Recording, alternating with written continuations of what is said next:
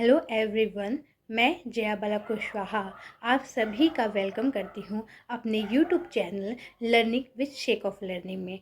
आज बहुत ही important topic पर बात करने के लिए अगेन मैं आपके लिए एक वीडियो बना रही हूँ।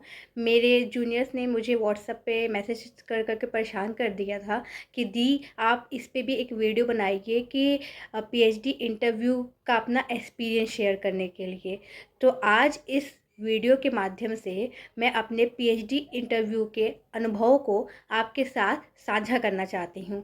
तो इस वीडियो में लास्ट तक बने रहिएगा, वीडियो को स्किप बिल्कुल मत करिएगा, ठीक है। मैंने अभी तक अपने लाइफ में 2 ही पीएचडी के इंटरव्यू का सामना किया है और सेकंड वाले में मैं सेलेक्ट हो गई हूँ। तो पहला इंटरव्यू जो मैंने पीएचडी का दिया था वो दिल्ली यूनिवर्सिटी का दिया था। तो सबसे पहले मैं उस पे चर्चा करूँगी, उसके बाद अपने बनारस हिंदू यूनिवर्सिटी में जो मैंने पीएचडी का इंटरव्यू दिया था उसके क्या अनुभव रहे हैं मेरे, उसके विषय में बात करेंगे। तो सबसे पहले स्टार्ट करते हैं दिल्ली विश्वविद्यालय में मेरे पीएचडी के इंटरव्यू के क्या अनुभव रहे और क्या क्या सवाल मेरे से पूछे गए इंटरव्यू के दौरान और क्या क्या वहाँ पे करना है क्या नहीं करना है, उन सारे विषयों पे हम सबसे पहले चर्चा करेंगे। तो आइए शुरू करते हैं। दिल्ली विश्वविद्यालय में मैंने अपना पीएचडी का इंटरव्यू दिया था मई 2025 में। सेकेंड फेज में इंटरव्यू दिया था मैंने। हालांकि वहाँ का एक्सपीरियंस मेरा बहुत अच्छा रहा था। बहुत सारे अच्छे अच्छे सवाल पूछे गए थे हमसे और मैंने सारे ही तकरीबन सवाल के जवाब दिए थे, कुछ भी बचा नहीं था। तो मैं आपको शुरू से बताती हूँ कि दिल्ली विश्वविद्यालय का पीएचडी इंटरव्यू का जो फॉर्म आता है, मतलब पीएचडी का फॉर्म आता है, तो शुरू से मैंने क्या किया था। सेकेंड फेज का फॉर्म आया, अप्रैल में आया होगा, फिर मैंने फॉर्म फिलअप किया अपने उसी समय मेरा एमएड का लास्ट सेमेस्टर का एग्ज़ाम ख़त्म ही हो रहा था या फिर चल ही रहा था, उसी के दौरान मैंने फॉर्म फिलअप कर दिया। उसमें फॉर्म की एक बड़ी ख़ास बात है कि आपकी जाति जो होगी वो जो ईयर बताएंगे उस हिसाब से लेटेस्ट होनी चाहिए और सेंट्रल की होनी चाहिए। तो फॉर्म फिलअप करने में मेरे को बहुत ज़्यादा प्रॉब्लम आया क्योंकि मेरे पास सेंट्रल का अपना कास्ट सर्टिफिकेट नहीं था और भी रिसेंट ईयर का नहीं था।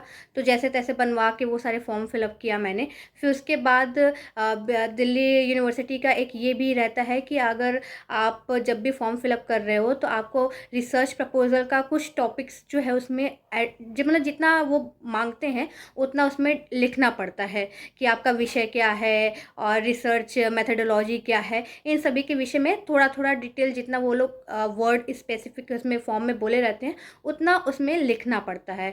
तो दिल्ली विश्वविद्यालय का फॉर्म फिलअप करने का थोड़ा सा कठिनाई इसलिए भी आता है कि आपको रिसेंट ईयर का कास्ट सर्टिफिकेट चाहिए सेंट्रल वाला, और उसके साथ साथ ही आपने अगर फॉर्म फिलअप करते वक्त कुछ भी रिसर्च प्रपोजल के बारे में नहीं सोचा है तो आप फॉर्म फिलअप नहीं कर पाएंगे। तो आपको अपना research area, research interest, research proposal का टॉपिक, मेथडोलॉजी, ये सारी चीज़ें फॉर्म फिलअप करते ही आपको डालनी पड़ती है। तो आप जब कभी भी दिल्ली विश्वविद्यालय का पीएचडी का फॉर्म भरने वाले हैं तो इतना माइंडसेट तैयार करके रखिए कि आपको इतनी चीज़ें चाहिए होंगी। हालांकि दिल्ली विश्वविद्यालय का एक ये अच्छा बात है कि वो अपीयरिंग में भी फॉर्म फिलअप करने की इजाज़त देता है। अपीयरिंग मीन्स मास्टर्स में अगर अपीयरिंग चल रही है, अभी आपका मास्टर्स कंप्लीट नहीं हुआ, इसके रिजल्ट नहीं आए या लास्ट सेमेस्टर का एग्जाम होना बचा है, तो भी वो फॉर्म फिलअप करने का इजाज़त देता है। तो उससे अच्छी बात है कि हम लोग फॉर्म फिलअप कर सकते हैं। अब आइए इस चीज़ पे बात करते हैं कि इंटरव्यू में क्या क्या चीज़ें पूछी जाती हैं।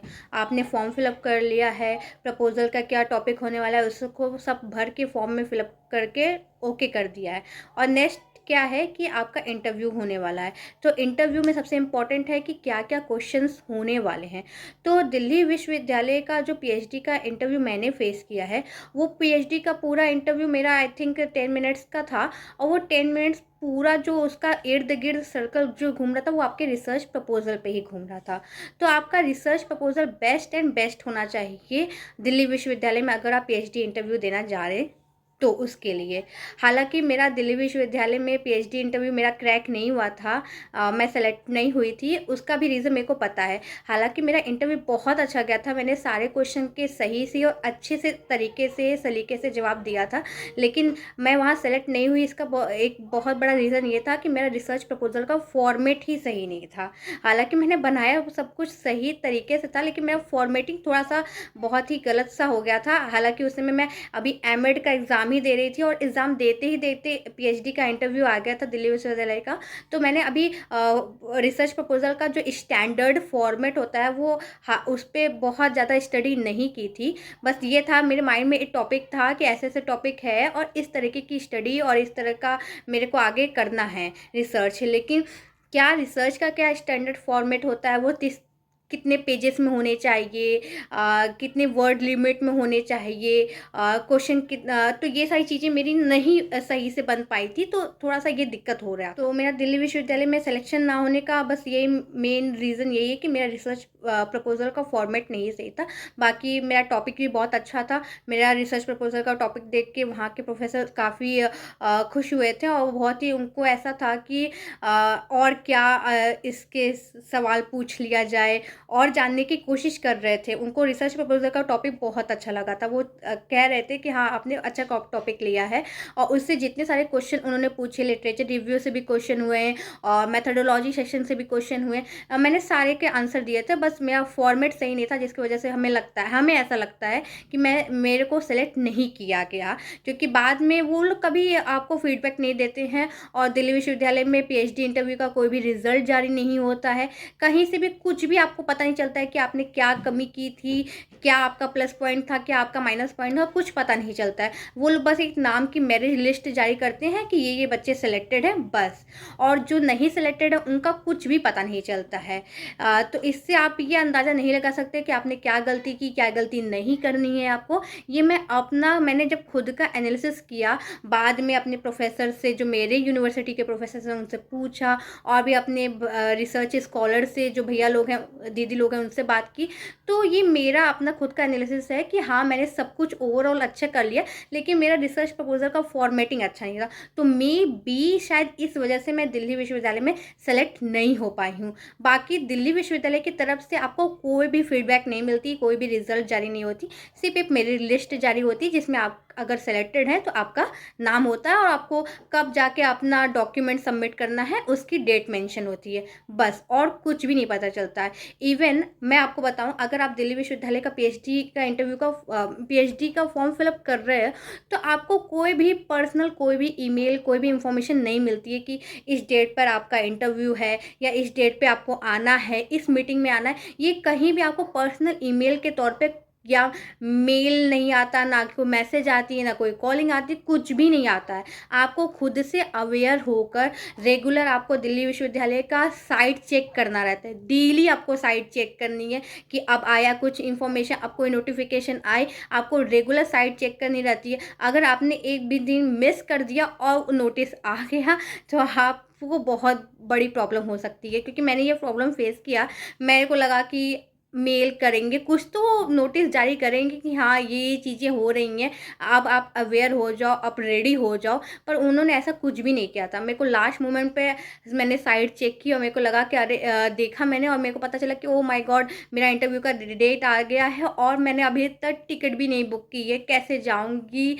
और मेरे पास बहुत ही कम समय, मतलब मात्र 2 दिन का समय बचा हुआ था, तब मेरे को ये पता चला था। तो बहुत ही ऐसे अफरा तफरी में मैं दिल्ली पहुँची थी, तो बहुत ही मुश्किल हो जाती है। दिल्ली विश्वविद्यालय का थोड़ा सा मुझे लगता है कि ये लैक ऑफ पॉइंट है कि वो कोई इन्फॉर्मेशन, ऐसे ऑफिशियल इन्फॉर्मेशन सिर्फ अपने ऑफिशियल साइट पे ही देते हैं, पर्टिकुलर कोई भी स्टूडेंट को मेल वो नहीं भेजते हैं। दिल्ली विश्वविद्यालय से जुड़ी हमें लगता है मैंने सारी बातें बता दी होंगी, एक बार उसको फिर से रिकैप कर लेते हैं ताकि हम लोग को सारी चीज़ें एक बार फिर से रिकॉल हो जाए। तो क्या है, फॉर्म फिलअप करते वक्त आपको, अगर आप जर्नल के अदर कैटेगरी में आते हैं, ओबीसी, एसटी, एससी हैं, या तो आपका इस सेंट्रल का कास्ट सर्टिफिकेट होना ज़रूरी है, वो भी रिसेंट ईयर का। ठीक है, पहली बात ये हो गई। दूसरी बात ये कि जब आप पीएचडी का फॉर्म फिलअप कर रहे हैं दिल्ली विश्वविद्यालय का, तो आपका रिसर्च प्रपोजल का एक टॉपिक माइंड में रेडी होना चाहिए, उसकी मेथोडोलॉजी सेक्शन रेडी होने चाहिए, ताकि आपको उसमें फॉर्म फिलअप करते समय आपको वो सारी चीज़ें फिल करनी होती है, और वो जितने वर्ड लिमिट बताते हैं उतने वर्ड लिमिट में डालना पड़ता है, उसके बिना आपका फॉर्म फिलअप नहीं हो सकता।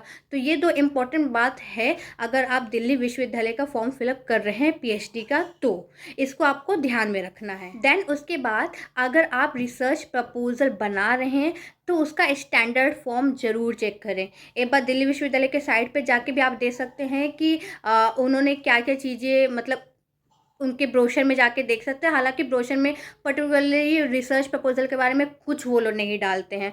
मैंने ब्रोशर चेक किया था अपने टाइम पे, उन्होंने कुछ नहीं लिखा था। हालांकि अदर यूनिवर्सिटी के ब्रोशर में काफ़ी कुछ चीज़ें होती हैं रिसर्च प्रपोजल के बारे में, बट उन्होंने ऐसा कुछ दिया नहीं था।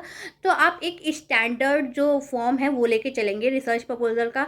रिसर्च प्रपोजल जो है उसकी लेंथ ज़्यादा लंबी नहीं होनी चाहिए, मैक्सिमम 10 to 12 पेजेस में आप उसको कंप्लीट करेंगे, इससे ज़्यादा एक्सीड नहीं कर सकते। हाँ, बल्कि आप कम कर सकते हैं।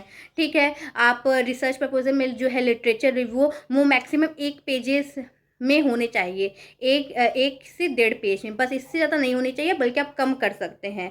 ठीक है, आपको रिसर्च क्वेश्चन कितने रखने हैं, हाइपोथेसिस कितनी रखनी है, रिसर्च ऑब्जेक्टिव कितने रखने हैं, आपको इंट्रो कितना लंबा रखना है, वो सारी चीज़ें आप एक बार चेक कर लेंगे। ठीक है, आपको यूट्यूब पे बहुत सारे ऐसे प्रोफेसर्स के वीडियोज़ मिल जाएंगे जो रिसर्च प्रपोजल का फॉर्मेट आपको बता देंगे कि किस तरह का होता है, क्योंकि अलग अलग यूनिवर्सिटी के अकॉर्डिंग अलग अलग जो है रिकमेंडेशन होती है रिसर्च प्रपोजल से रिलेटेड। तो आप उस रिगार्डिंग जो है चेक कर लेंगे और अच्छा रिसर्च प्रपोजल बनाएंगे। ठीक है, ये तो स्टैंडर्ड फॉर्म के लिए हो गया। तो फॉर्मेशन अच्छी होनी चाहिए रिसर्च प्रपोजल की। देन उसके बाद अगर हम बात करें कि इंटरव्यू में वो लोग क्या क्या पूछते हैं, तो इंटरव्यू जो सेंट्रिक होता है वो आपके रिसर्च प्रपोजल पर ही सेंट्रिक होता है। वो अदर आपसे कुछ नहीं पूछेंगे कि आप अच्छा इस स्टेट से आते हो तो वहाँ की क्या स्पेशलिटी है, या आप उस यूनिवर्सिटी से पढ़ के आए हो तो आप वहाँ से क्या सीखा है उसके बारे में कुछ बताओ, या अपने बारे में कुछ बताओ कि हाँ अपने बारे में। जो बहुत सारी यूनिवर्सिटी के इंटरव्यू में ऐसा हो जाता है कि हाँ सेल्फ इंट्रोडक्शन दीजिए, अपने बारे में कुछ बताइए, तो ऐसा कुछ नहीं होता है। वो लोग फोकस होते हैं सिर्फ एक पॉइंट पे, आपके रिसर्च प्रपोजल के बारे में। आप बैठोगे जाके केबिन में, 7 से 8 प्रोफेसर्स होंगे, कुछ मेल हो सकते हैं कुछ फीमेल्स हो सकते हैं, वो सब यही पूछते हैं कि हाँ बताइए आपने रिसर्च प्रपोजल बनाया है तो किस टॉपिक पर बनाया है, इसी विषय में ही आपका केंद्रित होता है। ये टॉपिक लिया तो क्यों लिया, इसका आइडिया कहाँ से आया, कैसे आपने लिटरेचर रिव्यू किया, मेथडोलॉजी कैसे सेलेक्ट किया, अगर यही मेथड से आपको रिसर्च करना है तो यही मेथड क्यों लिया आपने।